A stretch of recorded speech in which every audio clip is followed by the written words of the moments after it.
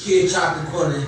I'm here to announce that I got a fight with Andy Lee, April 11th, fighting for that WBO Middleweight title. You know I'm coming for my belt. That's all that need to be said. You know, the destination, the location still to be announced. Stay tuned for that. So, former WBO 160-pound middleweight champion Peter Quillin, 31-0, 22 KOs, is going to be taking on Irish Andy Lee, 34-2 with 24 KOs. Yeah, that's right. I'm History Controversy. This is History Controversy Law, February 6, 2015. It's a little early in the morning, so bear with me, but we're going to talk about some boxing. You know something, to be perfectly honest with you? I like Peter Quillin. I'm not anti-Peter Quillin. Yeah, I was a little upset, but then again, you have to think, well, fans had a right to be upset.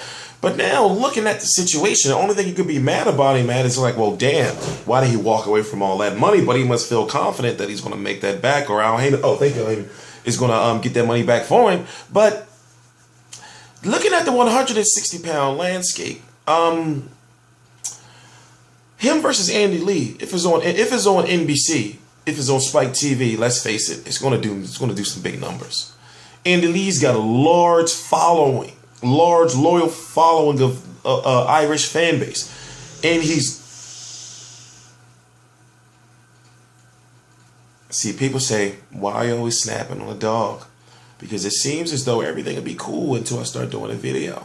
Then he want to start snoring and everything. He looking at me right now. You better stay up. I'm going to throw a remote at you. I'm not abusing the dog. I'm just saying throw a remote like at near his area so it wakes him up, like it startles him.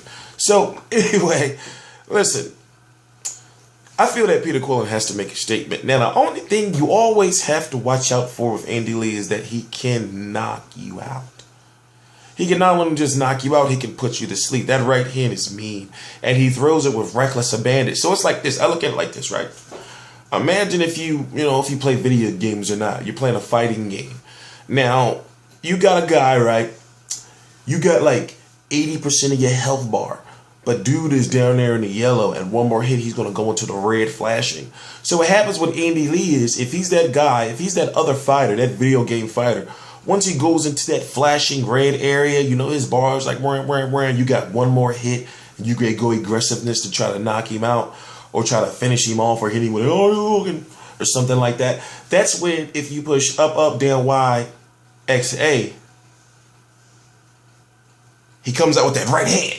Even though that was the left, but he comes out with that right hand, you know. So I think about it like this.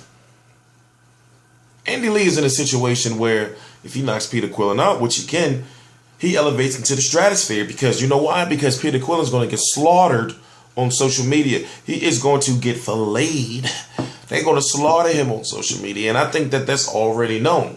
But if he goes out and makes a statement against Andy Lee, it should be respected. Now, you're looking at the situation on, you know, that's why did he vacate his belt? Obviously, there's some type of beef with Heyman and Rock Nation Jay-Z. And, you know, it's clear right now that Heyman has his own plan for his boxers, and his boxers believe in him.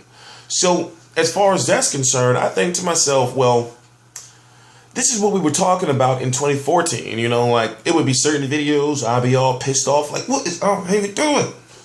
You know, and then now I'm in a situation where I'm thinking like, okay, all right, it is whack, you know, like really whack that his fighters won't fight fighters usually outside of the stable, or it's difficult. For example, you know, to see a Timothy Bradley fight an Al Heyman fighter, you know, like those, like, the situations like that are very difficult. Then you see the Leo Santa Cruz situation.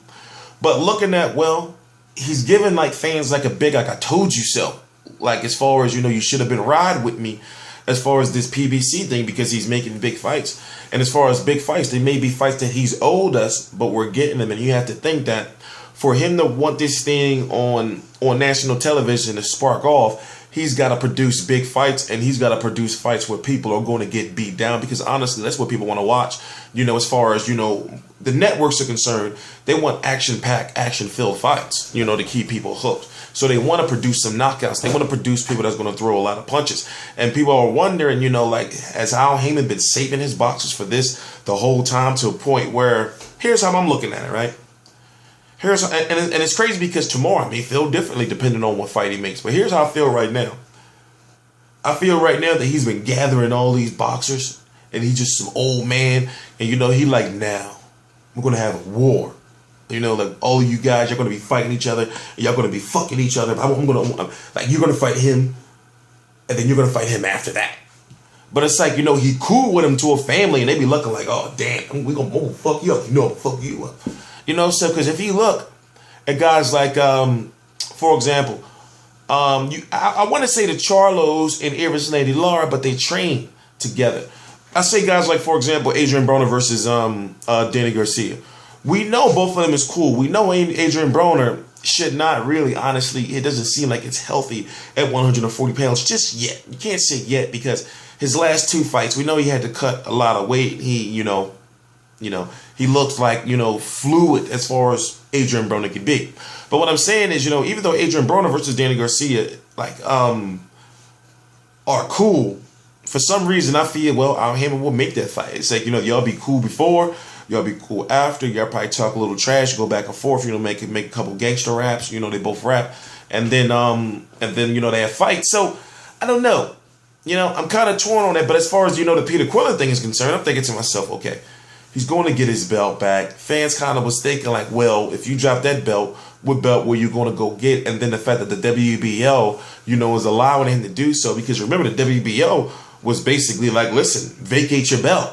And now they're giving him another chance to get it back. So you got to think if that's like, thank you, Al Haymon. If you're thinking it's like, thank you, Al Haymon work as far as him going to the WBO, like, look, let him get a title shot and everything like that. And then, we're going to make sure he fight his mandatories from now on. And maybe that's just a promoter and me looking at the business side. But I'm thinking to myself, well, how is he getting a title shot in the WBO? Just not, they just saying, all right, well, cool. To whereas when he dropped the belt, WBO president on his Twitter, you got to go all the way down and scroll down, on his Twitter was basically reaching out to just Senator John McCain to try to redefine the Muhammad Ali Act to define what an advisor was, to put limitations on what Al Haymon was. Then that's pretty much impossible. You're not doing nothing to Al Haymon. But anyway, I'm T Street Controversy. This is T Street Controversy Live. I cover every single major fight live. I'm sorry, Andy Lee, but I got Peter Quillin defeating you. I got Peter Quillin defeating you by outboxing you. And frankly, he's got a point to prove. And also, people forget that despite the lack of competition, or the competition we've been wanting him to fight, because we want Golovkin bad, and then once that HBO contract with Golovkin is over, then it shouldn't be no reason why Golovkin, of all people, then think about this. If Golovkin fights on American national television, you know what that would do for him? So, to see Peter Quillin versus Golovkin, honestly, I see it being something that's kind of realistic. But that's just my own personal opinion. With all this network mumbo jumbo that's been going on, and the networks don't want to lose their fighters to, but anyway, I'm T Street Controversy with RealCombatMedia.com. I cover every single major fight live. That's events, weigh-ins, press conferences, media conferences, media calls. Number one source is the goal. RealCombatMedia.com. Please subscribe.